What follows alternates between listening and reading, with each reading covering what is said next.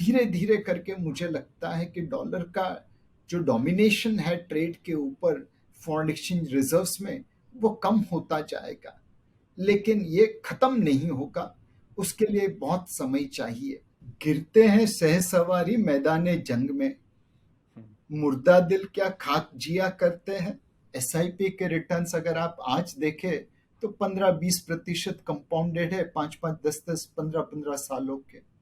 लोगों की जो वेल्थ क्रिएशन हुई है नीरज भाई, वो वाकई काबिले तारीफ है। मेरा allocation equity, debt, real estate और गोल्ड चारों में बटा हुआ है। इक्विटी सबसे ज्यादा है as an asset class, because मुझे लॉन्ग टर्म में वो कंपाउंडिंग होता हुआ दिखता है। सेक्टर तो वही है, गाड़ी वही है, बट ड्राइवर कैसा है उसके ऊपर उस गाड़ी की रफ्तार तय होती है। उस के ऊपर आप तय कर सकते हैं कि गाड़ी मंजिल पे पहुंचाएगी या बीच में एक्सीडेंट कर देगी।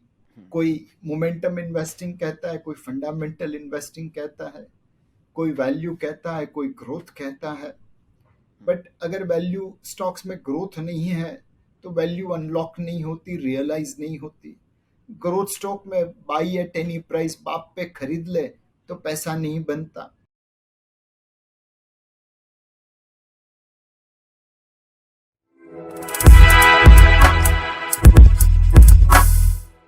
जय हिंद दोस्तों, मेरा नाम है नीरज और आप देख रहे हैं मार्केट की बात ग्रो के साथ। स्वागत है आप लोगों का आज के धमाकेदार एपिसोड के अंदर। आज का एपिसोड जो है वो काफ़ी स्पेशल होने वाला है, क्योंकि आज हमारे गेस्ट भी जो हैं वो बहुत स्पेशल हैं, जिनका नाम है मिस्टर नीलेश शाह, जिन्हें कैपिटल मार्केट में 3 डिकेड से ज़्यादा का एक्सपीरियंस है। जी हाँ, आपने उनको पहले भी हमारे शो म्यूचुअल फंड की बात में देखा होगा और उस वीडियो को आप सबने काफ़ी प्यार दिया था। वैसे अगर आपने वो वीडियो नहीं देखी है तो आप आज के एपिसोड के बाद वो वीडियो ज़रूर देखिएगा। उसका डिस्क्रिप्शन में आप लोगों को मैं लिंक जो है वो दे दूंगा। नीलेश सर के बारे में हम जितनी बात करें वो कम होगी। सर कोटक एएमसी के मैनेजिंग डायरेक्टर हैं। इसके पहले नीलेश सर ने axis bank group, ICICI bank group और फ्रैंकलिन टेम्पल्टन म्यूचुअल फंड जैसी कंपनीज में चीफ इन्वेस्टमेंट ऑफिसर की भूमिका निभाई हुई है। Kotak mutual fund, ICICI prudential और फ्रैंकलिन टेम्पल्टन में नीलेश जी उस टीम का हिस्सा रहे हैं जिसे best fund house of the year का अवार्ड मिला था। नीलेश जी एक गोल्ड मेडलिस्ट चार्टर्ड अकाउंटेंट ही नहीं बल्कि कॉस्ट अकाउंटेंट भी हैं और एक मेरिट होल्डर भी हैं कॉस्ट अकाउंटेंसी के अंदर। Sir association of mutual fund in India यानी एएमएफआई के चेयरमैन हैं और म्यूचुअल फंड एडवाइजरी कमेटी के भी मेंबर हैं। Nilesh ji currently economic advisor council to the prime minister के पार्ट टाइम मेंबर भी हैं। इन्होंने इंडियन इकोनॉमी और मार्केट्स के बारे में लोकल और ग्लोबल पब्लिकेशन में एक्सटेंसिव रिसर्च पेपर्स भी पब्लिश किए हैं और a direct take on financial planning के नाम से एक किताब भी को-ऑथर की है। हमें बहुत खुशी है कि नीलेश सर एक बार फिर हमारे शो पर आ रहे हैं और हम उनके decades of rich investing experience से ढेर सारी लर्निंग्स जो हैं वो निकालने की कोशिश करेंगे आप लोगों के लिए। तो हो जाइए तैयार आज के एपिसोड के लिए। मार्केट और इन्वेस्टिंग से जुड़ी ढेर सारी बातें करेंगे और मुझे भरोसा है कि आपको काफी इंटरेस्टिंग लेसन्स जो है वो मिलने वाले हैं जो आपको एक बेहतर इन्वेस्टर बनने में मदद करेंगे। तो पेन और नोटबुक उठाइए, पानी की बोतल लेके बैठिए और बिना किसी देरी के शुरू करते हैं नीलेश शाह जी के साथ मार्केट की बात ग्रो के साथ। हेलो नीलेश सर, कैसे हैं आप? स्वागत है आपका हमारे शो पे। थैंक यू नीरज, मैं बहुत अच्छा हूँ। सर मेरे पास बहुत सारे क्वेश्चंस हैं जो रिटेल इन्वेस्टर्स और हम सब जो है आपसे जानना चाहते हैं। सबसे पहले बात करते सर निफ्टी की। चाहे कोई भी इंडेक्स उठा लें, चाहे मिड कैप, स्मॉल कैप या फिर लार्ज कैप, सब में सर कोई अच्छा रिटर्न जो है दिया नहीं है किसी भी इंडेक्स ने 2021 से। अगर हम देखें टू बी वेरी स्पेसिफिक सितंबर 2021 से, तो इस समय में आप कैसे मार्केट को अप्रोच करते हैं, कैसे आप कॉल्स लेते हैं, इन्वेस्ट कहाँ करना है कहाँ नहीं करना है? सो नीरज भाई, आज सचिन तेंदुलकर का 50वां बर्थडे है एंड अगर हम उनको देखें तो कोई भी मानेगा कि ये विश्व के सबसे बढ़िया बल्लेबाज में से एक है। सबसे ज्यादा रन बनाए हैं। टेस्ट मैच में उन्होंने तकरीबन 30,000 से ज्यादा गेंदें खेली होगी और 15,000 के आसपास रन बनाए होंगे। ऐसी बहुत सारी इनिंग होगी जहां पे उन्होंने कई गेंदें छोड़ दी, रन ही नहीं बनाए।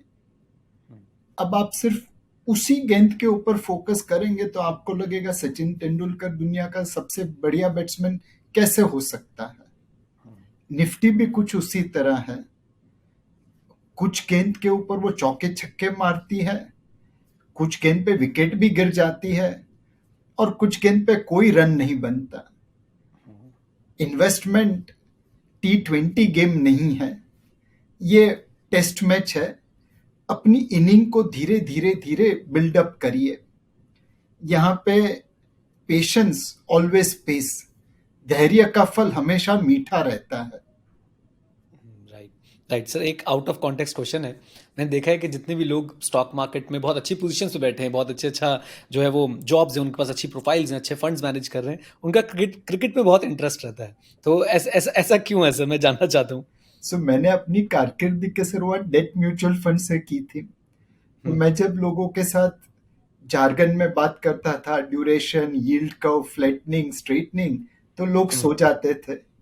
फिर मुझे लगा कि लोग सो जाएंगे तो पैसे नहीं देंगे। तो लोगों के साथ कनेक्ट बनाने के लिए दो ही चीज भारत में चलती है, पहला क्रिकेट, दूसरा बॉलीवुड। क्रिकेट की मुझे कुछ भी समझ आ जाती है तो मैं उसको ज्यादा प्रेफरेंस देता हूँ। बॉलीवुड की समझ थोड़ी कम है, स्पेशली लेटेस्ट मूवीज की, तो थोड़ा कम यूटिलाइज करता हूँ। राइट राइट, मतलब ये भी इसलिए है कि हम अच्छे से इन्वेस्टर्स को, निवेशकों को समझा पाएं, जो टेक्निकल जार्गन से उन्हें यूज ना करें, और उन्हें बेसिक आइडिया दे पाएं कि कैसे काम करती है इन्वेस्टिंग। राइट। एब्सोल्युटली नीरज भाई, लोगों से अपनी जबान में बात करो तो हमेशा काम जल्दी हो जाता है। राइट सर, बात करते हैं कोविड के बाद की। तो कोविड के बाद सर एफआईआईज ने बहुत इन्वेस्टमेंट किया। राइट, लेकिन अब अगर हम देख रहे हैं तो उसके बाद से, कोविड के बाद जब अचानक से मार्केट गिरा था, तब एफआईआईज की इन्वेस्टमेंट आई थी, बहुत सारी इन्वेस्टमेंट आई थी, और अब जो है विड्रॉल चल रहा है। लेकिन डीआईआईज जो हैं, हमारे डोमेस्टिक इंस्टीट्यूशनल इन्वेस्टर्स जो हैं, वो टिके हुए हैं अभी भी क्रीज पर। अगर मैं क्रिकेट की भाषा में बोलूं, वो टिके हुए हैं, और किसी ना किसी तरीके से रिटेल इन्वेस्टर्स भी उनको एसआईपी से सपोर्ट कर रहा है, जहां तक मुझे समझ आता है। अब इसके आगे आपको क्या लगता है कि अब एफआईआईज दोबारा एंट्री लेना चाह रहे होंगे? क्या उन्होंने टेस्ट कर लिया कि ओके अब मार्केट अब स्टेबल हो गई है, let's get back in again, या फिर अभी भी वेट करेंगे? भी आपको फ्लोज की ट्रेजेक्ट्री कैसी दिखती है कि इस समय किसके फ्लोज ज्यादा आ सकते हैं मार्केट में, कौन एग्जिट करने की सोच रहा होगा? एफपीआईज ने तकरीबन अक्टूबर 21 से जून 22 के बीच में तकरीबन 2.5 लाख करोड़ रुपए की बिकवाली की। उनकी बिकवाली के पीछे कुछ कारण थे। एक, दुनिया भर की इमर्जिंग मार्केट के सामने भारत में उनका पैसा बना था। बाकी सब मार्केट में लॉस थे या बहुत ही कम प्रॉफिट था, तो प्रॉफिट बुक तो भारत में ही कर सकते थे। दूसरा, हमारी मार्केट औरों के सामने एक्सपेंसिव हो गई थी। हम तकरीबन अपने पीयर्स से 60-70% प्रीमियम पे ट्रेड करते हैं। अक्टूबर 21 में हम 125% प्रीमियम पे ट्रेड करने लगे। और तीसरा, भारत में एग्जिट थी। आप बेचते थे तो माल खप जाता था और पैसा लेके आप घर जा सकते थे। चाइना में अभी एक कमेंट आई थी डॉक्टर मार्क मोबियस की कि उन्होंने शेयर्स बेचे बट पैसे वापस नहीं ले जा सके। दुनिया की बहुत सारी मार्केट वन वे स्ट्रीट की तरह है, आप खरीद सकते हैं बट वापस नहीं लेके जा सकते। भारत एकमात्र ऐसा देश है शायद जहां पे लोगों ने पैसे बनाए हैं, मार्केट महंगा भी लग रहा था और आप पैसा लेके घर जा सकते थे। तो एफपीआई ने इसका पूरा फायदा उठा लिया। लेकिन जब तक भारत में हम 3G के ऊपर डिलीवरी कर दें, पहला जी ग्रोथ का, जब तक भारत की ग्रोथ और देशों से अच्छी रहेगी, जीडीपी में, कॉर्पोरेट अर्निंग्स में, ये एफपीआई वापस आ जाएंगे। दूसरा, गवर्नेंस, लोग वहीं पे पैसा डालेंगे जहां पे विश्वास हो। विश्वास वहां से पैदा होगा जहां पे गवर्नेंस हो। जब तक हमारे गवर्नेंस स्टैंडर्ड दूसरे देशों के सामने बेहतर रहेंगे, लोग पैसा डालते रहेंगे। और तीसरा जी है ग्रीन का। आज दुनिया क्लाइमेटिक चैलेंजेसों से जूझ रही है। जब तक हमारा ग्रोथ ग्रीन से रहेगा, रिन्यूएबल एनर्जी से, सस्टेनेबल डेवलपमेंट से, तब तक लोग यहाँ पे पैसा लगाएंगे। मुझे लगता है आज नहीं तो कल विदेशी निवेशक भारत में निवेश करने के लिए आ जाएंगे, जब तक हम इन 3G के ऊपर डिलीवर करते रहे, growth, governance and green. Right sir, बात करते हैं फेड रेट की, जो काफ़ी चर्चा में रहा पिछले 2 साल। आई थिंक किसी को भी, ज़्यादातर लोगों को पता नहीं था फेड रेट होता है, लेकिन 2 साल में सबको पता चल गया फेड रेट कैसे बढ़ाता है, कैसे घटाता है। और आरबीआई की भी बात करें तो अब देखा जा रहा है कि सारे रेट्स एकदम से पॉज हो गए हैं। अब कोई ये बहुत ज़्यादा हॉट न्यूज़ नहीं रही है, सबको लगता है कि जितना इंक्रीज होना था वो हो चुका है। लेकिन टेंशन अभी भी बनी हुई है। अगर हम जियो पॉलिटिकल टेंशन की बात करें, यूक्रेन की बात करें, रशिया की बात करें, इवन यूएस में रिसेशन का खतरा जो है वो बना हुआ है।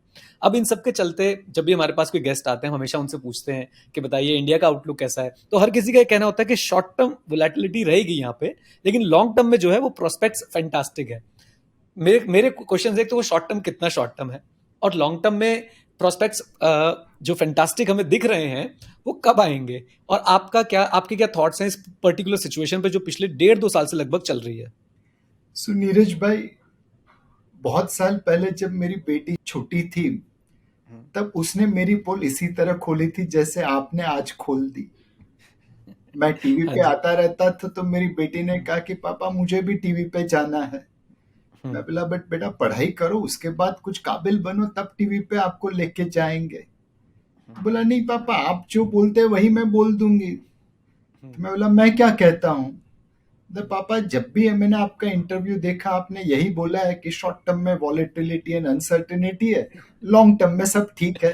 तो ये तो मैं भी कह सकती हूँ। ये कह के आपने राइट, अपनी दुकान 25 साल चला ली, तो मैं भी चला लूंगी। राइट, तो राइट। नीरज भाई, इसमें पोल कोई नहीं है। द फैक्ट रिमेन्स कि शॉर्ट टर्म में मार्केट प्रिडिक्ट करना बहुत मुश्किल है। बड़े बड़े दिग्गज शॉर्ट टर्म ट्रेंड में गलत जाते हैं।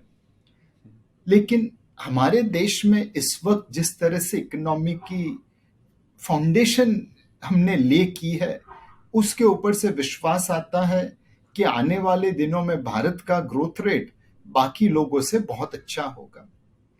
3 चीजें आपके सामने रखना चाहूंगा। प्लीज। पिछले साल कैलेंडर ईयर 2022 में 6 out of top 10 fastest growing cities of the world were in India.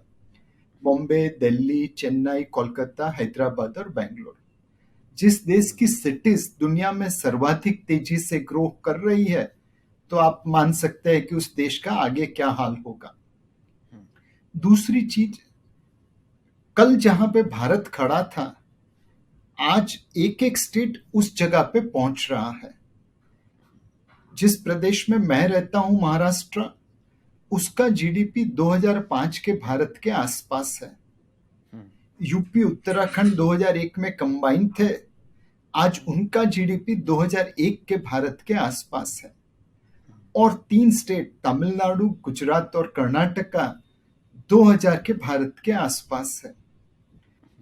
20 साल लगे हमारे इन राज्यों को वहां पहुंचने में जहां कल भारत खड़ा था। आने वाले 15-20 साल में क्या ये राज्य वहां पहुंचेंगे जहां आज भारत खड़ा है? अगर हम लोग सब मेहनत करते रहे जी जान से, तो ये तो होना ही है। अब आप सोचिए कि जिस देश में 6 राज्य मिला के आज के जैसे 6 भारत खड़े करने वाले हो, उस राज्य को, उस देश को कौन पीछे छोड़ पाएगा? सो आपके सिटीज अच्छा कर रहे हैं, आपके स्टेट्स अच्छा कर रहे हैं, बट सिटी और स्टेट के नीचे फाइनली कंपनीज होती है, एंटरप्रेन्योर होते हैं। अमूल एक परफेक्ट एग्जाम्पल है एंटरप्रेन्योरशिप और कॉर्पोरेट का। देश के करोड़ों खेडूतों से बनी हुई यह कोऑपरेटिव सोसाइटी है। इसने चमत्कार किए हैं। 1970 में भारत मिल्क की आयात करता था, और हमारा मिल्क प्रोडक्शन यूरोप के मिल्क प्रोडक्शन के 16% के आसपास था। अमूल और दूसरे लोगों ने, नंदिनी जैसे कर्नाटक में, वैसे सबने मिलकर काम किया, तो आज भारत का मिल्क प्रोडक्शन यूरोप से 1.5 गुना हो गया है। हम दुनिया के सबसे बड़े मिल्क प्रोड्यूसर बन गए हैं। भारत को दुनिया का सबसे बड़ा मिल्क प्रोड्यूसर बनाया। भारत की सबसे बड़ी एफएमसीजी कंपनी बनी अमूल। बट इस सिद्धि से उन्हें संतोष नहीं है। अब उन्होंने ठाना है कि 2047 तक हम दुनिया की सबसे बड़ी एफएमसीजी कंपनी बन जाएंगे। अब आप ये सोचिए कि जिस देश में cities fastest growing in the world है, जिसके राज्य 15-20 सालों में एक नया भारत खड़ा कर देंगे और जिसकी कंपनी दुनिया की सबसे बड़ी कंपनियों में से एक होगी, वहां पे लॉन्ग टर्म में कैसे कोई बेरिश रह सकता है? राइट। आई थिंक से बहुत अच्छे से आपने ये बात कन्वे करी है। अब वो हमारे पास वो रीजंस भी हैं जिसके लिए हम मान सकते हैं कि आगे लॉन्ग टर्म में जो है प्रोस्पेक्ट्स बहुत ही ब्राइट दिख रहे हैं। अब इसमें सर मेरा एक सवाल ये उठता है कि ठीक है, लॉन्ग टर्म में प्रोस्पेक्ट्स जो है ब्राइट दिख रहे हैं और हमारी हिस्ट्री भी इस बात का गवाह है। अगर हम देखें लॉन्ग टर्म में इक्विटी ने पैसा बना के ही दिया है, जो पेशेंस के साथ आगे बढ़ा है, जिसने समझदारी वाले डिसीजंस लिए हैं। अगर मैं रिटेल इन्वेस्टर की बात करूं, एसआईपीज नहीं रोकी हैं, रेगुलर करते रहे हैं, उसको इंक्रीज करते रहे हैं। अभी शॉर्ट रन की अगर थोड़ी सी बात करें तो ऐसे क्या कोई की रिस्क हैं जिनकी वजह से अचानक से मार्केट फिर से डाउन जा सकती है या फिर से थोड़े समय के लिए ब्रेक ले सकती है, जो एकदम आपको फोर्स ही कर पा रहे हो, जिनको हम प्रेडिक्ट कर पा रहे हो? ऐसे कोई रिस्क एरियाज हमें दिख रहे हैं इस समय?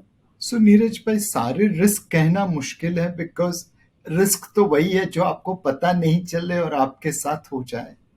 बट जैसे रशिया यूक्रेन आज एक लिमिटेड वॉर बना हुआ है, बट कल को उठ के वहां पे एस्केलेशन हो जाए, रशिया अपना न्यूक्लियर बॉम्ब यूक्रेन के ऊपर डाल दे, अगर ऐसा कुछ होता है तो मार्केट में बड़ा करेक्शन आ सकता है। आज उम्मीद है कि फेड क्वार्टर या ½ % रेट हाइक करेगा, बट इमीडिएटली बाद में रेट काटना चालू करेगा।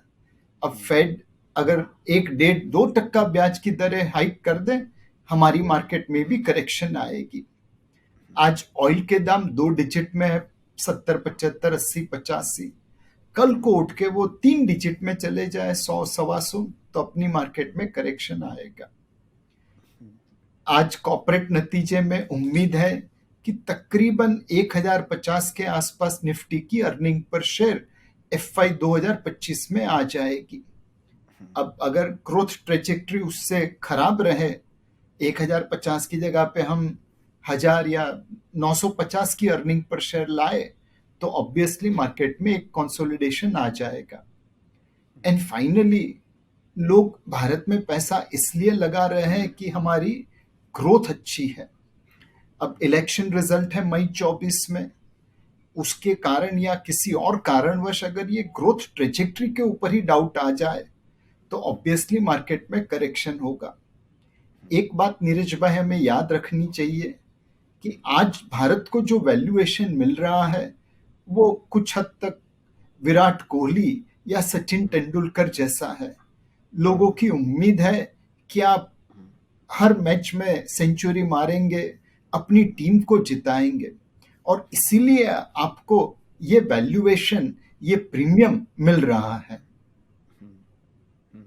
राइट सर, इसमें ना मेरा एक सवाल है कि अभी आपने जो रिस्क एरियाज कवर करें, राइट, एक मैं रिटेल इन्वेस्टर के पॉइंट ऑफ व्यू से पूछता हूँ। हमारे जो म्यूचुअल फंड इन्वेस्टर्स हैं या हमारे जो इंडिविजुअल स्टॉक भी पिक करते हैं, लेकिन वो बहुत छोटे अमाउंट के या धीरे धीरे करके जो एक स्टॉक में अपनी पोजीशन बिल्डअप करना शुरू करते हैं, इस समय उनको क्या करना चाहिए? Whether they should wait for some kind of event to happen ताकि मार्केट कंसोलिडेट हो जाए तब वो एंट्री लें, या फिर वो अपना धीरे धीरे एसआईपी वाले मोड से ही आगे चलते रहें, या कुछ पैसा अलग से संभाल के रखें किसी ऐसे इवेंट के लिए कि जब वो इवेंट आएगा तो मैं एक साथ लमसम भी कुछ इन्वेस्ट करूंगा? नीरज भाई, हर बॉल को अपनी मेरिट से खेलना चाहिए। अगर बॉल बहुत स्विंग हो रही है तो आप उसे छोड़ दीजिए। अगर अच्छी बॉल है तो नच करके, पुश करके 1-2 रन निकालने की कोशिश करिए, और जब हाफ वॉली आए तब चौके छक्के मारिए। सचिन तेंदुलकर के पास तो वो क्षमता थी, प्रतिभा थी कि हर बॉल को चौका छक्का मार सकते, बट अगर वो करने जाते तो वो कभी विश्व में सबसे ज्यादा रन नहीं बना सकते। उन्होंने कई बॉलों को छोड़ी, कहीं पे सिर्फ 1 रन निकाला, 2 रन निकाला, दौड़े खुद, अपने सामने वाले को दौड़ाया, और जब मौका मिला तब जम के चौके छक्के मारे। एक निवेशक को भी यही करना चाहिए। आप अपनी SIP करते रहिए, और अगर मार्केट में बड़ा करेक्शन आ जाता है तो SIP को टॉप अप कर दीजिए या लमसम निवेश कर दीजिए। बट जब भी आप ये करें तब लंबी अवधि के लिए कॉल लीजिए। SIP बहुत ही सिंपल है, हर महीने कुछ पैसा लगाते रहें। SIP के रिटर्न्स अगर आप आज देखें तो 15-20% कंपाउंडेड है, 5-5, 10-10, 15-15 सालों के। लोगों की जो वेल्थ क्रिएशन हुई है नीरज भाई, वो वाकई काबिले तारीफ है। लेकिन एसआईपी में भी अग्नि परीक्षा आती है। मार्च 2020 में अगर किसी ने मेरे एसआईपी रिटर्न्स को देखा होता, 3-3 साल के निवेश के बाद हमने नेगेटिव रिटर्न दिया था। 5-5 साल के निवेश के बाद हमारा SIP return savings bank account के आसपास था। 10-10 साल के निवेश के ऊपर हमारा एसआईपी रिटर्न आधा होके बैंक एफडी के आसपास था। क्लियरली जो उस अग्नि परीक्षा से पास निकले, उन्हीं को आज ये इतने अच्छे रिटर्न प्राप्त हो रहे हैं। Right, right. एक समय इंटरनेट स्क्रॉल करते हम लोग, चीज़ें पढ़ते हैं, देखते हैं, तो एक बड़ी अच्छी चीज़ लिखी हुई थी कि हमेशा there is always a bull market going on in some sectors and bear market going on in some sectors. तो आपके हिसाब से भी कौन से सेक्टर्स ऐसे दिख रहे हैं इंडियन स्टॉक मार्केट में जहां पे बुल मार्केट चल रहा है? फिर बियर वालों के बारे में बात करेंगे, पहले बुल वालों के बारे में आपके पॉइंट ऑफ व्यू से बात करते हैं। नीरज भाई, एक ही सेक्टर में अगर आप अच्छे प्रमोटर के साथ जाए तो आपको एचडीएफसी या कोटक जैसी बैंक मिल जाती है। बुरे प्रमोटर के साथ जाए तो यस बैंक जैसी बैंक मिल जाती है। सेक्टर तो वही है, गाड़ी वही है, बट ड्राइवर कैसा है उसके ऊपर उस गाड़ी की रफ्तार तय होती है। उसके ऊपर आप तय कर सकते हैं कि गाड़ी मंजिल पे पहुंचाएगी या बीच में एक्सीडेंट कर देगी। सो सेक्टर के साथ साथ हमेशा फोकस रखिए कि आप अच्छे प्रमोटर के साथ पैसे लगा रहे हैं। कुछ हद तक नीरज पे, अगर मुझे अपनी लड़की के लिए दामाद ढूंढना है तो मैं अच्छे आदमी से शादी करूंगा। ऐसा नहीं है कि कौन सबसे बड़ा गुंडा है उसके साथ शादी करूं, कौन सबसे बड़ा धूर्त है उसके साथ शादी करूं।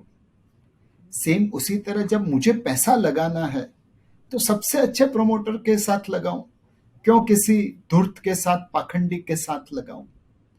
तो हमेशा प्रमोटर पे फोकस करिए। अगर सेक्टरली देखे तो आज नीरज भाई चाइना प्लस वन एक बहुत बड़ी थीम बन गई है। दुनिया भर की कंपनीज अपने सप्लाई बेस को चाइना से डाइवर्सिफाई करने की कोशिश कर रही है। राइट, बहुत सारी कंपनीज भारत भी आ रही है।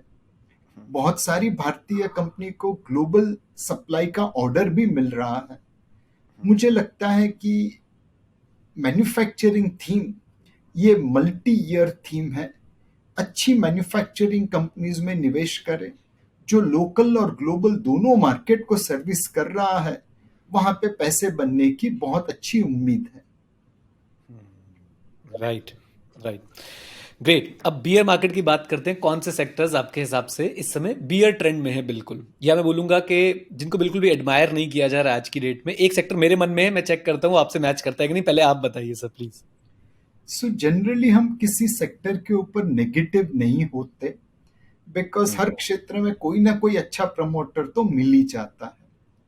बट आज की तारीख में ग्लोबली जो माहौल है, ब्याज की दरें इतनी ऊपर आई है, तो जो कंपनीज लेवरेज्ड है, जिसमें कर्जे का भारण बहुत ज्यादा है, उसको हम अवॉइड कर रहे हैं, बिकॉज बहुत सारी कंपनियां इस कर्जे को सहन नहीं कर पाएगी।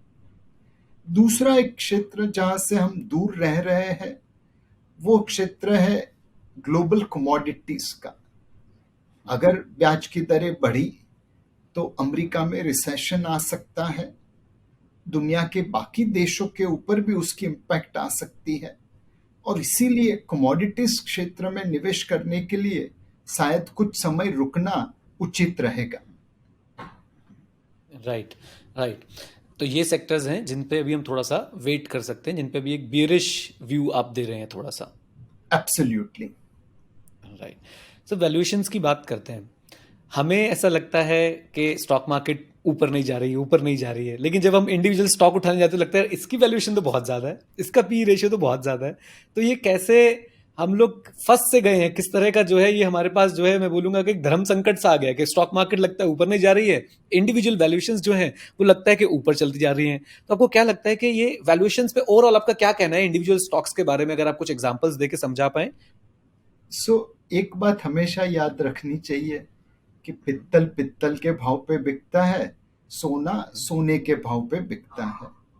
बहुत समय पहले जब एचडीएफसी बैंक लिस्ट हुआ था तो वो बड़े महंगे वैल्यूएशन पे ट्रेड हो रहा था। उस समय एक बहुत बड़े निवेशक थे जिन्होंने एचडीएफसी बैंक में जम के पैसा लगाया था। कोई शुभचिंतक उनके पास गया और कहा कि आप इतनी महंगी बैंक क्यों ले रहे हैं, और भी बहुत सारी कंपनीज है जो सस्ती है। एंड उस निवेशक ने उसे एक ही लाइन में ब्रह्म ज्ञान दे दिया कि देख भाई, धारावी होता है, पेडर रोड होता है। पेडर रोड बंबई का एक स्थल है जहाँ पे धनिक लोग रहते हैं, तो वहां पे रियल एस्टेट की प्राइसेस बहुत ऊपर होती है। धारावी एक स्लम है, तो वहां पे रियल एस्टेट प्राइसेस बहुत कम रहती है। सोने और पित्तल में हमेशा फर्क रहेगा। तो हर सस्ती कंपनी अच्छी नहीं होती, हर महंगी कंपनी बुरी नहीं होती। एक एक कंपनी का वैल्यूएशन आपको उसकी ग्रोथ, गवर्नेंस एंड फंडामेंटल्स के ऊपर तय करनी पड़ेगी। आज की तारीख में ऑन अ ब्रॉड बेसिस मैं कहूंगा कि भारतीय मार्केट अब अपनी फेयर वैल्यू के आसपास है। पिछले 15-20 सालों की जो हिस्टोरिक एवरेज वैल्यूएशन है, उसी के आसपास भारतीय मार्केट ट्रेड कर रहा है। हो सकता है एक दो स्टॉक भले महंगे लगे वैल्यूएशन के हिसाब से, but by and large broad market अपनी एवरेज के आसपास है। राइट राइट, मतलब ये तो सारे इशारे मिल रहे हैं एक रिटेल निवेशक को कि भाई धीरे धीरे अपनी पोजीशंस लेते जाएं, एसआईपी शुरू नहीं करी तो करते जाएं। ओके, आज की डेट में सर हार्ड एसेट्स पे भी बहुत चर्चा चल रही है, जैसे कि गोल्ड की बात करें, रियल एस्टेट की बात करें। राइट, गोल्ड के अगर मैं देखता हूं तो दिसंबर 2022 से लेके ही, मतलब इन 3-4 महीने में ही अच्छा खासा रिटर्न जो है वो गोल्ड ने दिया है। तो क्या अब गोल्ड में भी निवेशकों को जाना चाहिए इस समय, जो नहीं उस रैली को पकड़ पाए? क्या अब उन्हें उस रैली को देखते हुए वापस उसमें जाना चाहिए, या अब वो गोल्ड में जो रैली आनी थी आ गई है? ओवरऑल आप गोल्ड को एज अ पोर्टफोलियो पार्ट कैसे देखते हैं? क्या ये सजेस्टेड रहता है? कई लोग बोलते हैं कि नहीं, इक्विटी होना चाहिए बस आपका एक मेन इन्वेस्टिंग पोर्टफोलियो, या आप बोलते हैं कि गोल्ड और रियल एस्टेट में भी जरूर डाइवर्सिफाई करना चाहिए? सो एक ऑर्डिनरी इन्वेस्टर के लिए बैलेंस्ड डाइट खाना बहुत जरूरी है। जैसे फिजिकल हेल्थ के लिए आपकी थाली में रोटी, दाल, चावल, सब्जी रहता है, वैसे ही एक ऑर्डिनरी इन्वेस्टर के लिए अपने पोर्टफोलियो में डेट, इक्विटी, गोल्ड और रियल एस्टेट होना जरूरी है। हमारा व्यू है कि गोल्ड के दाम यहाँ से और ऊपर जा सकते हैं। इसके पीछे जो सबसे महत्वपूर्ण परिबल है, वह है सेंट्रल बैंक की बाइंग का। पिछले 50 सालों से जितनी सेंट्रल बैंक ने गोल्ड में खरीदारी नहीं की, उससे अधिक खरीदारी उन्होंने पिछले साल गोल्ड में की। क्यों सेंट्रल बैंकर सडनली गोल्ड खरीद रहे हैं? बिकॉज हर किसी ने रशियन सेंट्रल बैंक के अनुभव से सीख ली है। यूक्रेन के ऊपर जब रशिया ने धावा किया, उस दिन सुबह उनकी फॉरेन एक्सचेंज रिजर्व $650 बिलियन थी। $500 बिलियन सिक्योरिटीज में यूएस, जापान, यूरोप, यूके में पड़ी थी, और $150 बिलियन गोल्ड में घर पे पड़ी थी। शाम तक वो जो 500 बिलियन बाहर रखा था वो फ्रीज हो गया, और ये 150 बिलियन जो घर में रखा था वही काम पे आया। यह अनुभव के बाद दुनिया भर की सेंट्रल बैंक सोचती है कि हमें कुछ पैसा तो गोल्ड में रखना चाहिए, इसलिए वो सब खरीदारी कर रहे हैं। अगर सेंट्रल बैंकर्स की खरीदारी सोने पे चलती रही तो सोने के दाम और ऊपर यहां से जाएंगे। आई थिंक सेंट्रल बैंक्स भी। हाँ निवेश जी, हाँ जी, करते प्लीज। हैं तो नीरज भाई, एक चीज का ध्यान रखना, भारत में तकरीबन 18% के आसपास टैक्स इंसिडेंस है। जो सोना आपको $100 में सिंगापुर, दुबई में मिलेगा, वही सोना आपको $118 में भारत में मिलेगा। तो जिस किसी दिन ये टैक्स इंसिडेंस कम हो गया, उस दिन गोल्ड के दाम गिर सकते हैं, बट डॉलर टर्म्स में गोल्ड के दाम यहां से बढ़ेंगे सेंट्रल बैंक बाइंग की वजह से, वैसा लगता है। राइट, आई थिंक सर आपके आपके एनालॉजी के अकॉर्डिंगली सेंट्रल बैंक्स भी अब बैलेंस डाइट ले रहे हैं, उन्हें भी समझ आ गया कि गोल्ड डाइट में होना बहुत ज़्यादा ज़रूरी है। ग्रेट। नेक्स्ट एसेट क्लास की अगर मैं बात करूं तो डेट की मैं बात करना चाहूँगा। अभी एक बहुत बड़ा झटका मैं बोलूँगा जो डेट के लवर्स थे उनको लगा टैक्सेशन के फॉर्म में। मैं आपके व्यूज़ जानना चाहूँगा कि एक्चुअली में उसका इम्पैक्ट अब आएगा डेट फंड्स के ऊपर? जो भी हमने देखा कि टैक्सेशन में चेंजेस आए हैं, जो उनको इंडेक्सेशन वगैरह के बेनिफिट्स वगैरह मिला करते थे, अब वो नहीं मिलेंगे। तो उसको लेके आपको लगता है कोई इम्पैक्ट आएगा डेट फंड इन्वेस्टिंग में? मेरे हिसाब से डेट फंड में आज भी कुछ फीचर्स हैं जो निवेशकों को अट्रैक्ट करते रहेंगे। हुँ, 31 मार्च के पहले टैक्स बेनिफिट्स थे, वो अब नहीं रहे, हुँ, बट उससे हम लेवल प्लेइंग फील्ड पे हैं। आज बैंक डिपॉजिट्स, डिबेंचर्स या म्यूचुअल फंड में अब कोई डिफरेंस नहीं है टैक्स ट्रीटमेंट का। हुँ, लेकिन सिर्फ 500 रुपया निवेश करके हुँ, आपको म्यूचुअल फंड के जरिए डाइवर्सिफिकेशन मिलता है। एक एक पोर्टफोलियो में 30 से 50 कंपनी रहती है। 500 हुँ, रुपए में आपको 50 कंपनी का एक्सपोजर मिलता है। हुँ, दूसरी चीज, म्यूचुअल फंड में एनी टाइम लिक्विडिटी है। आप जब हुँ, चाहे पैसा रिडीम कर सकते हैं। डेट मार्केट हमारा काफी इलिक्विड है, वहां पे इस तरह से बेचना मुश्किल है। तीसरा, ब्याज की दरें ऊपर नीचे होती रहती है और डेट फंड मैनेजर उस ऊपर नीचे होती हुई ब्याज की दरों का बेनिफिट अपने निवेशक के लिए उठा सकता है। ये सारी चीजें कंबाइंड करें तो हमें लगता है कि यस, टैक्स बेनिफिट जाने की वजह से एक सेगमेंट ऑफ इन्वेस्टर शायद म्यूचुअल फंड में निवेश करते समय दूसरी बार सोचेगा, लेकिन बाकी लोग डाइवर्सिफिकेशन, प्रोफेशनल मैनेजमेंट की वजह से डेट म्यूचुअल फंड में निवेश करते रहेंगे। सर एक बेनिफिट इसमें मुझे और भी दिखता है, आप मुझे प्लीज़ बताइएगा मैं सही सोच रहा हूँ क्या? कहीं न कहीं टैक्स की डेफरमेंट भी है। अगर फिक्स डिपॉज़िट की बात करें तो वो रेगुलर बेसिस पे जो इंटरेस्ट बनेगा उस पे टीडीएस वगैरह डिडक्ट होके आपको उसी साल में टैक्स लगता रहेगा। जबकि डेट फंड में आप उसको थोड़ा-सा डेफर कर सकते हैं, अगर आप उससे पैसा निकालेंगे नहीं तब तक टैक्स लगेगा नहीं। Am I right sir? Definitely mutual fund में टैक्स रिडम्पशन के समय लेवी होता है, और उस वजह से अगर आप रिडीम नहीं करें तो टैक्स के डिफरमेंट की वजह से आपकी ओवरऑल आईआरआर ज्यादा बढ़ जाती है। राइट। तो इस समय सर अगर एक इन्वेस्टर को चूज करना हो कि उसको 2 साल के लिए, मैं एक हाइपोथेटिकल सिचुएशन बना रहा हूँ, 2 साल के लिए उसके पास कुछ फंड्स हैं। ऑब्वियसली वो इक्विटी में नहीं जाना चाहता है क्योंकि इक्विटी में बोलते हैं कि आउटलुक आपका 5 ईयर्स और बियॉन्ड होना चाहिए, या मिनिमम 4 ईयर्स का तो होना ही चाहिए।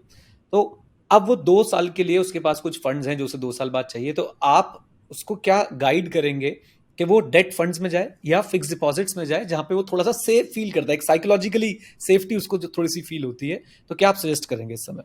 अगर आपका 2 साल का व्यू है तो डेट में निवेश करना ही अच्छा रहेगा। एंड डेट में इस वक्त माहौल ये है कि नियर टर्म में ब्याज की दरें ग्लोबली बढ़ रही है। शायद इंडिया में पॉज आ चुका है या 25 बेसिस पॉइंट की और एक रेट हाइक है, बट 2024 में ब्याज की दरें नीचे आने की बहुत ज्यादा उम्मीदें हैं। तो 2 साल के होराइजन से अगर आप डेट म्यूचुअल फंड में निवेश करते हैं तो उस डेट फंड की जो यील्ड टू मैच्योरिटी है वो तो आप जरूर प्राप्त करेंगे, लेकिन कुछ कैपिटल अप्रिशिएशन होने के भी प्रोबेबिलिटीज बहुत ज्यादा है। बिकॉज ब्याज की दरें नीचे आएगी तो पोर्टफोलियो कैपिटल अप्रिशिएट करेगा। तो 2 साल के लिए डेट म्यूचुअल फंड एकदम परफेक्ट है। चाहे शॉर्ट टर्म बॉन्ड पकड़ लीजिए, चाहे डायनामिक बॉन्ड फंड पकड़ लीजिए, चाहे लंबी अवधि का गिल्ट फंड ले लीजिए, ये सारे फंड में निवेश करके आपको एक अच्छा रिटर्न प्राप्त हो सकता है अगर ब्याज की दरें कम होती हो, जो हमारी उम्मीद है। राइट, मतलब आप ये कहना चाह रहे हैं कि जब ब्याज की दरें कम होंगी तो ये हाई रेट वाले जो बॉन्ड्स हैं इनका प्राइस मार्केट में बढ़ जाएगा, जिसकी वजह से आपको कैपिटल अप्रिसिएशन भी देखने को मिल सकता है, राइट? यस। Great sir. अब नेक्स्ट क्वेश्चन पे चलते हैं। बहुत सारे क्वेश्चंस हैं मेरे पास और बहुत मुझे, मैं बीच में ही अप्रिशिएट कर रहा हूँ, मुझे बहुत अच्छा लग रहा है, बहुत सिंप्लिसिटी से जो है चीज़ें समझा रहे हैं। हम सर अब बात करते हैं इन्वेस्टिंग के लेबल्स के बारे में। हम कई बार देखते हैं कोई मोमेंटम इन्वेस्टिंग के नाम से आ गया, कोई वैल्यू इन्वेस्टिंग के नाम से आ गया, कोई ग्रोथ इन्वेस्टिंग है, अभी ईएसजी इन्वेस्टिंग भी एक टर्म चल गया। मतलब अलग अलग फिलॉसफी या अलग अलग लेबल्स जो हैं वो दे दिए जाते हैं इन्वेस्टिंग की इस एक्टिविटी को।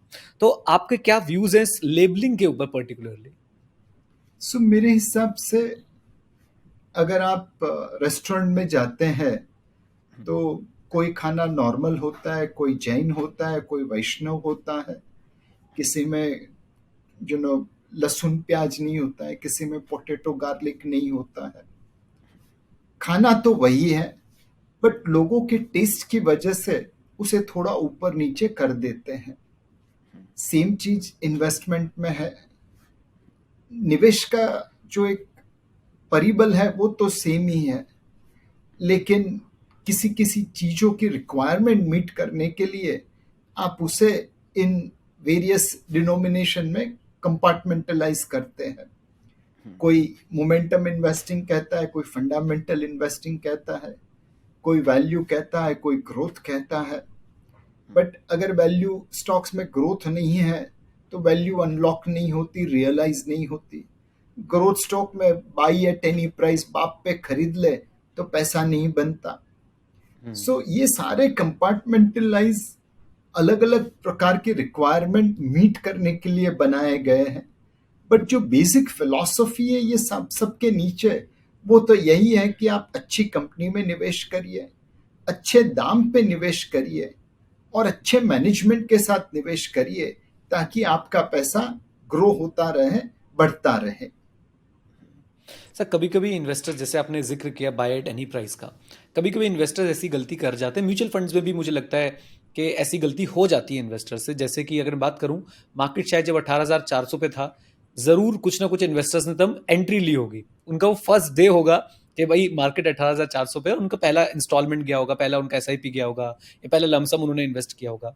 एंड देन हम सबने देखा वो 16,800 का फिगर आया, शायद उससे भी नीचे हम कहीं टच करके आए, और अभी भी हम 17,800 17,600 के आसपास, टू बी वेरी प्रिसाइज, घूम रहे हैं। ऐसे में इन्वेस्टर्स को अपने माइंड को कैसे जो है वो सेट करना चाहिए कि ओके, वो मैंने कर लिया बाय एट एनी प्राइस, अब मैं कैसे इसमें बना रहूं या ना बना रहूं, क्या उसको थॉट्स बनाने चाहिए? सो दो शेर जहन में आते हैं। गिरते हैं सहसवारी मैदाने जंग में, मुर्दा दिल क्या खाक जिया करते हैं। अगर सचिन तेंदुलकर पहली बार जब अपनी विकेट खो देते और निरुत्साह हो जाते कि अरे मैं तो आउट हो गया, अब क्या खेलूं, तो क्या वो विश्व के सबसे अच्छे बल्लेबाज बन सकते थे? Answer is no. हर अच्छा बैट्समैन कई बार आउट होता है, हर अच्छे बॉलर को कई बार चौके छक्के लोग मार के चले जाते हैं। बट आपका काम है अपने ऑब्जेक्टिव से विचलित नहीं होना। लगे रहो मुन्ना भाई, कभी ना कभी सक्सेस आपके चरणों को छुएगी। अब तीसरा बाकी एक इतने सर, प्लीज तीसरा एक प्लीज शेर प्लीज। याद आता है जो अगेन किसी ने सुनाया था कि जब आप स्टॉक मार्केट में आते हैं तो आपकी मनोस्थिति कुछ ऐसी होनी चाहिए, आसमां को जहां बिजलियां गिराने का फक्र था, वहीं पे डेरा जमाने की हमारी जिद थी। तो आसमान का काम है बिजलियां गिराना, मेरा काम है कि मैं अपना डेरा वहीं पे लगा के बैठा रहूं, हिलू मत। स्टॉक मार्केट में जैसे नेचर में पूनम और अमास है, वैसे ही तेजी और मंदी है, वैसे ही प्रॉफिट और लॉस है। कोई ऐसा इन्वेस्टर मैंने आज तक नहीं देखा जो हर निवेश पे पैसा बना के निकला हो। लॉस तो आते ही रहेंगे, उसके ऊपर हमारा कंट्रोल नहीं है। हमें तो बस इसी मार्केट में खड़े रहना है, अच्छी कंपनी में निवेश करना है, गलतियों को नहीं दोहराए, वही सबसे बड़ी सफलता होगी।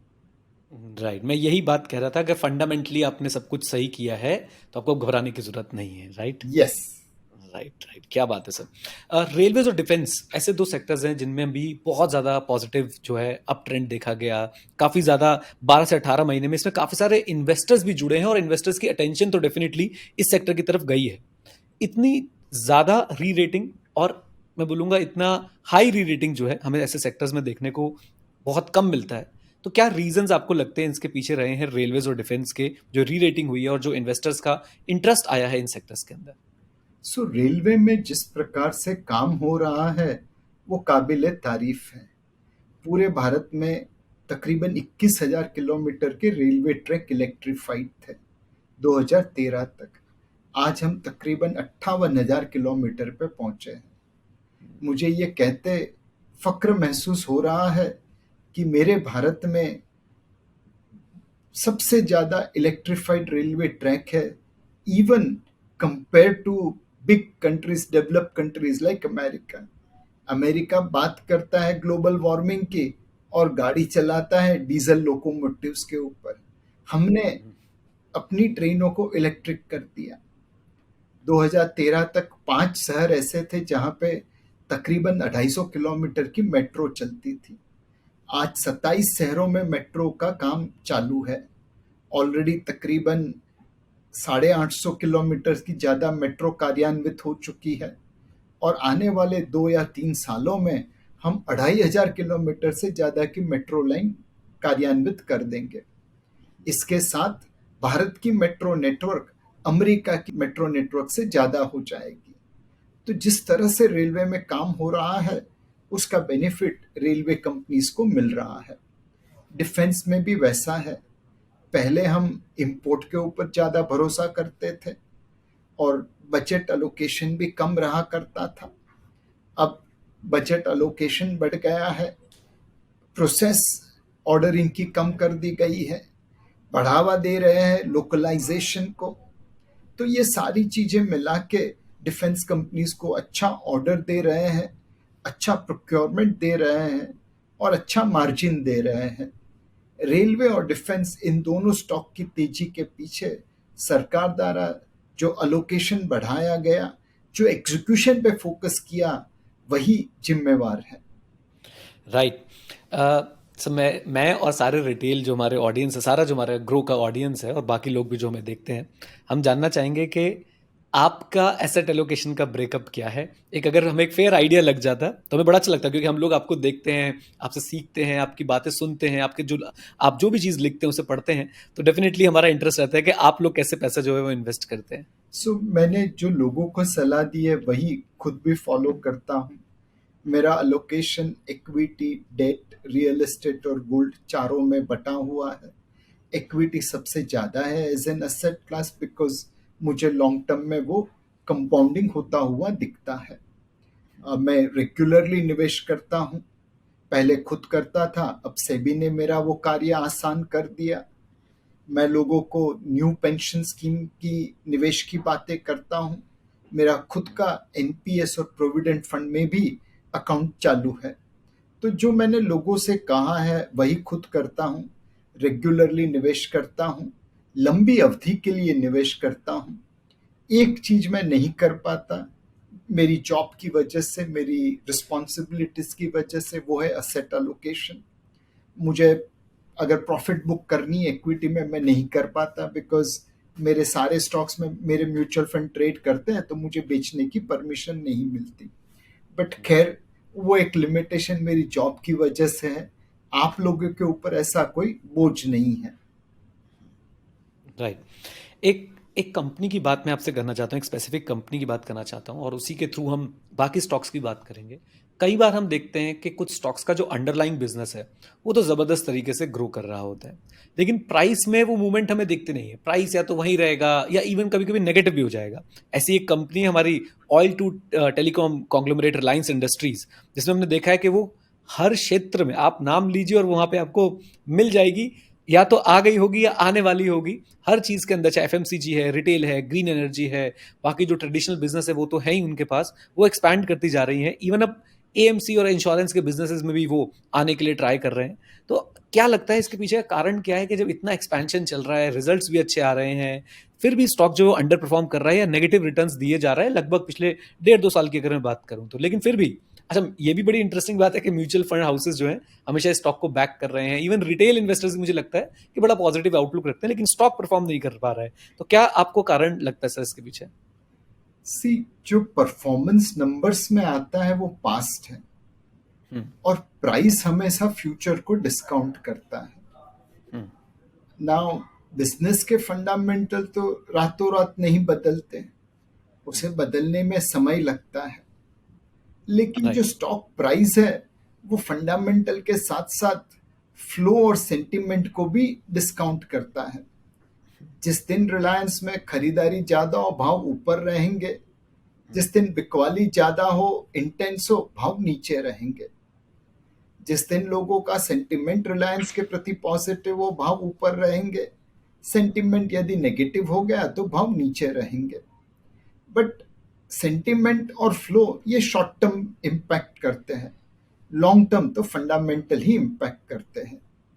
Market in the short term is like voting machine, flows matter, but in the long term is like weighing machine, fundamentals better.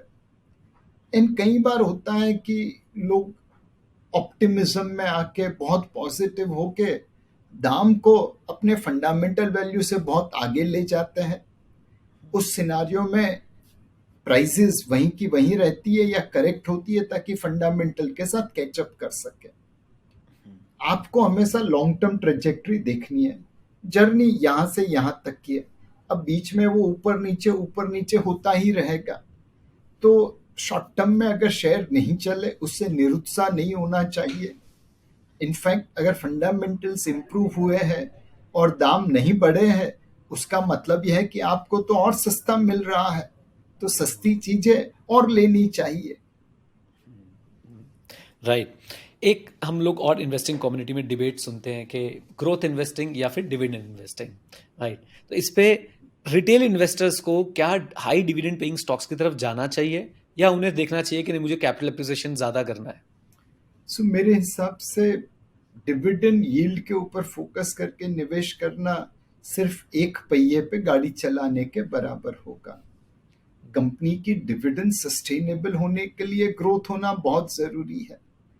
अगर एक कंपनी 100% डिविडेंड दे दे एक साल और दूसरे साल से 0% डिविडेंड देने वाली है, तो फिर उस स्टॉक में निवेश करके कोई मतलब नहीं बनेगा. तो जब भी आप निवेश करें, किसी एक कंपार्टमेंटलाइजेशन पॉइंट ऑफ व्यू से निवेश मत करिए. आपका फोकस हमेशा यही रहना चाहिए, अच्छी कंपनी हो, अच्छे प्रमोटर हो, मैनेजमेंट हो और अच्छे दाम हो. यह कोई साइंस नहीं है कि ये 1+2+3 मतलब अच्छा कंपनी, 1+2+3 मतलब अच्छा प्रमोटर और 1+2+3 मतलब अच्छा दाम. ऐसा नहीं है. ये एक आर्ट है, ये एक कला है. आपको बिजनेस का पल्स लेना पड़ेगा, प्रमोटर को समझना पड़ेगा, मार्केट को समझना पड़ेगा, तब जाके आप इस इक्वेशन अच्छी कंपनी, अच्छा मैनेजमेंट, अच्छा दाम उसको मैनेज कर पाएंगे. राइट. तो डिविडेंड एक पहिए की गाड़ी है और डिविडेंड का जो बैक है वो मेरे ख्याल से आपने बताया कि बिजनेस ही है कि बिजनेस अच्छा Yes. करेगा तो डेफिनेटली आपको डिविडेंड मिलेंगे, अदरवाइज डिविडेंड नहीं मिलेंगे. सो कुछ अगर आप with in the 4 square of compliance रहते हुए अगर कुछ ऐसे एग्जांपल्स हमें दे पाएं जिन कंपनीज ने डिविडेंड बहुत अच्छा दिया लेकिन अल्टीमेटली वो कंपनीज जो है वो आगे सर्वाइव नहीं कर पाई. सो बहुत सारी कंपनीज ऐसी है जिन्होंने लोगों को गुमराह करने के लिए ज्यादा डिविडेंड दे दिया और बाद में उनका बिजनेस कोलैप्स हो गया. एक समय था कि बुरी कंपनीज टैक्स नहीं भरती थी, तो हम देख लेते थे कौन सी कंपनी सही टैक्स भर रही है, कौन सी कंपनी नहीं भर रही है. जो कंपनी टैक्स नहीं भर रही है उसकी इनकम शायद सच नहीं है. फिर फ्रॉडस्टर्स हमसे आगे बढ़ गए, वो टैक्स भी देने लगे. तो हमने देखा कि भाई कौन सी कंपनी डिविडेंड देती है, कौन सी नहीं देती. अगर आप वाकई में प्रॉफिट कर रहे हैं तो टैक्स भी भरेंगे, डिविडेंड भी देंगे. तो फ्रॉडस्टर्स हमसे आगे चले गए, उन्होंने ऐसी कंपनी बनाई जो टैक्स भी भरे, डिविडेंड भी दे और बाद में सबसे बड़ा चूना लगा के निकले. तो एक बात हमेशा याद रखनी चाहिए कि चोर पुलिस से एक कदम आगे ही रहने की कोशिश करेगा. आपका कर्तव्य है, आपका दायित्व है कि आप अच्छी कंपनी, अच्छा मैनेजमेंट, अच्छे दाम पे फोकस कर लें. बहुत सारे ऐसे रेशोज है, बहुत सारी ऐसी एनालिसिस है जो आपको आगाह कर सकता है और चोर को भी पता है कि आप इन सब डेटा पे डिपेंडेंट रहने वाले हैं, तो वो उसे भी मैनेज करने की कोशिश करेगा. इसलिए मैंने कहा इन्वेस्टमेंट आर्ट है, साइंस नहीं है. कोविड के बाद से सर हमने बहुत सारे ना वर्ड नए सीखे, जैसे पेंडेमिक सीखा या लॉकडाउन सीखा. हम सबने पहली पहली बार ये वर्ड सुने थे. एक और वर्ड आज की डेट में जो है वो चल रहा है इन्हीं सब चीज़ों के चलते, वो है डी डॉलराइजेशन. राइट. तो डी डॉलराइजेशन को जो लीड कर रही हैं वो चाइना और रशिया से, ऐसा लगता है कि ये लोग जो लीड कर रहे हैं इसको। एक मैं आपसे चाहूँगा कि आप अगर आसान शब्दों में हमारे जो व्यूअर्स हैं उनको अगर समझा पाएँ कि डी-डॉलराइज़ेशन क्या है और इंडिया उसमें कहाँ स्टैंड करता है, जो आपके पास इनपुट्स हैं उसको लेके कि इंडिया क्या थॉट रख रहा है और आप उसे कैसे देख रहे हैं डी-डॉलराइज़ेशन को और उसका इम्पैक्ट हमारी कैपिटल मार्केट्स पे कैसा दिख रहा है? मैं जानना चाहूँगा सर। सो दुनिया भर के देश जब एक दूसरे से व्यापार करते हैं तो अपनी करेंसी को डॉलर के सामने व्यक्त करते हैं। भारत और जापान जब ट्रेड करता है तो येन रूपी ट्रेड होता है, बट येन का पहला लेग येन में है, दूसरा डॉलर में है। रूपी का पहला लेग रूपी में है, दूसरा डॉलर में है। डॉलर का डिनोमिनेशन सेम होने की वजह से हम क्रॉस बना सकते हैं येन का और रूपी का। यही चीज बाकी सब जगह पे है। इस कारण की वजह से दुनिया भर का ट्रेड डॉलर में रिफ्लेक्ट होता है। दुनिया भर के देश अपने फॉरेन एक्सचेंज रिजर्व्स में डॉलर में रखते हैं ताकि जरूरत के वक्त काम आ सके। भारत जब बोरो करने जाता है तो उसे शायद 6, 7, 8% पे पैसा मिलेगा। वही पैसा जब वो अमेरिका में रखने जाता है तो उसे 4, 5% आज मिलता है, 2 साल पहले 0%, आधा प्रतिशत मिलता था। तो अमेरिका को ये बहुत बड़ा एडवांटेज है कि डॉलर दुनिया की रिजर्व करेंसी बनी है। बाकी लोगों के देश अमेरिका को सस्ते दाम पे, सस्ते ब्याज पे पैसा देते हैं। बाकी देश के लोग डॉलर को एक स्टेबल करेंसी समझ के अपना पैसा वहां पे रखने की कोशिश करते हैं। अब धीरे धीरे अलग अलग ब्लॉक्स बनने लगे। एक ब्लॉक बना है चाइना और रशिया का। वो लोग कहते हैं हम डॉलर में ट्रेड नहीं करेंगे, हम रूपल और रेमिनबी में करेंगे। दूसरा ब्लॉक बन रहा है भारत जैसे देशों का, जहां पे वो लोग रूपी ट्रेड सेटलमेंट करने की कोशिश कर रहे हैं। धीरे धीरे करके मुझे लगता है कि डॉलर का जो डोमिनेशन है ट्रेड के ऊपर फॉरेन एक्सचेंज रिजर्व्स में, वो कम होता जाएगा, लेकिन ये खत्म नहीं होगा। उसके लिए बहुत समय चाहिए। एक रूमर जो चल रही है कि चाइना डी डॉलराइजेशन को फास्ट ट्रैक करने के लिए gold backed yuan currency launch करेगा। लोकल चाइनीज के लिए पेपर युआन होगा, लेकिन ग्लोबल निवेशक को विश्वास देने के लिए वह गोल्ड बैक्ड युआन लॉन्च करेगा। अगर ऐसी कोई घटना होती है तो डी डॉलराइजेशन का ट्रेंड फास्ट ट्रैक हो जाएगा। अदरवाइज ये एक बहुत ही स्लो एंड एक्सुरेटिंग ट्रेंड है जो धीरे धीरे धीरे करके डॉलर के वर्चस्व को कम करता जाएगा। सर इसका इम्पैक्ट कैपिटल मार्केट पे आप कैसे देखते हैं अगर ये डी डॉलराइजेशन थोड़ा फास्ट हो जाता है? आज जब एक विदेशी निवेशक भारत में निवेश करता है तो वो सोचता है आप मुझे 12% रिटर्न इक्विटी में देंगे, आपकी करेंसी 3% डिप्रीशिएट होगी, मुझे 9% डॉलर रिटर्न मिलेगा। कल को उठ के अगर डी डॉलराइजेशन होने लगे तो वो सोचेगा आप मुझे इक्विटी में 12% रिटर्न देंगे, आपकी करेंसी 3% अप्रिशिएट होगी, तो मेरा टोटल रिटर्न 15% हो जाएगा। ये 9% से 15% की जर्नी डी डॉलराइजेशन के ऊपर डिपेंडेंट है।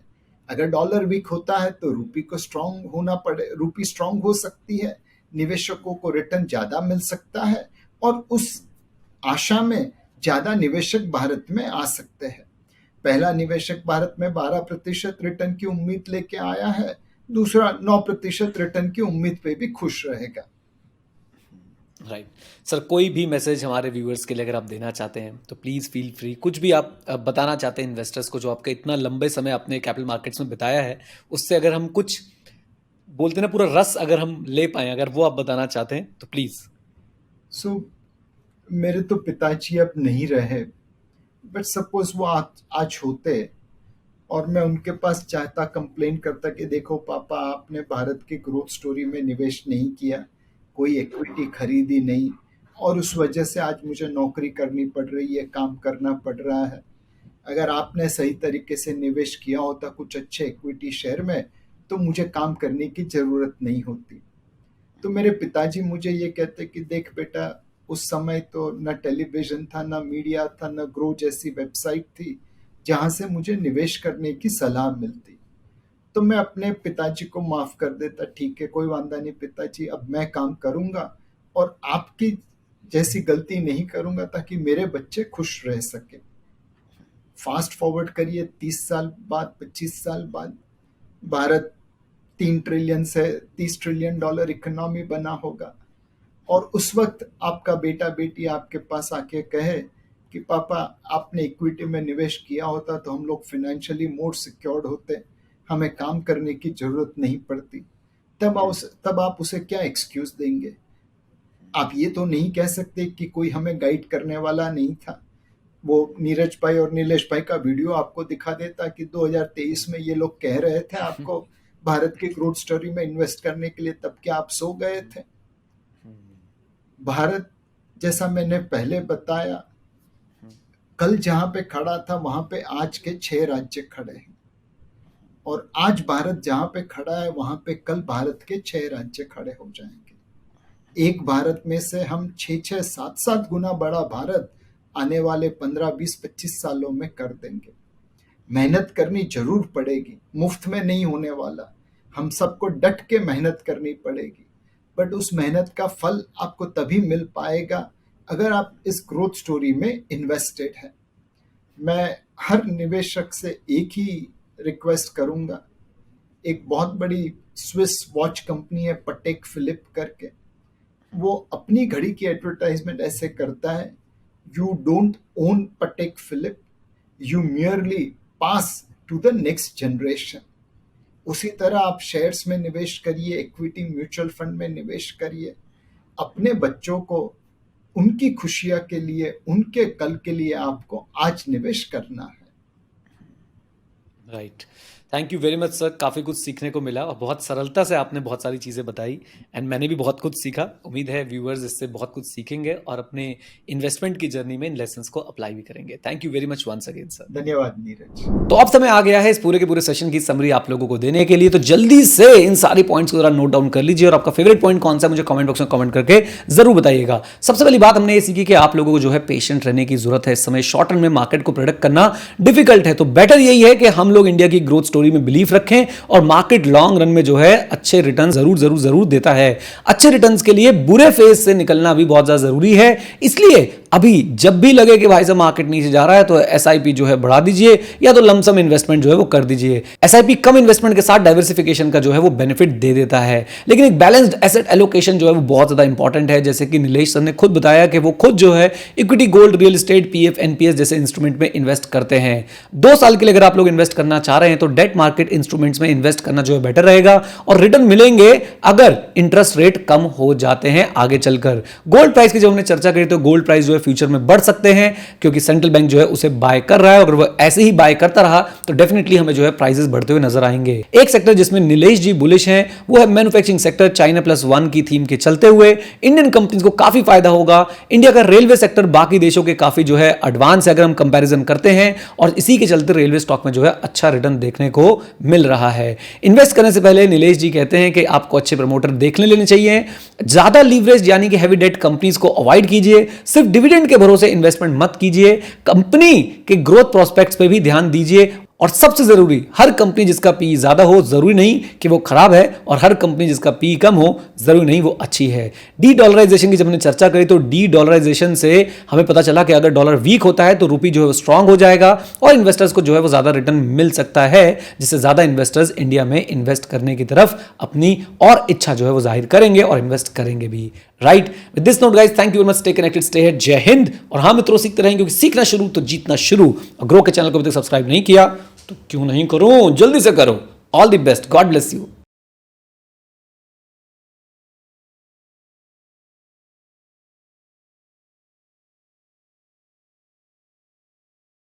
Investment in securities market are subject to market risks. Read all the related documents carefully before investing. Please read the risk disclosure documents carefully before investing in equity shares, derivatives, mutual fund, and or other instruments traded on the stock exchanges.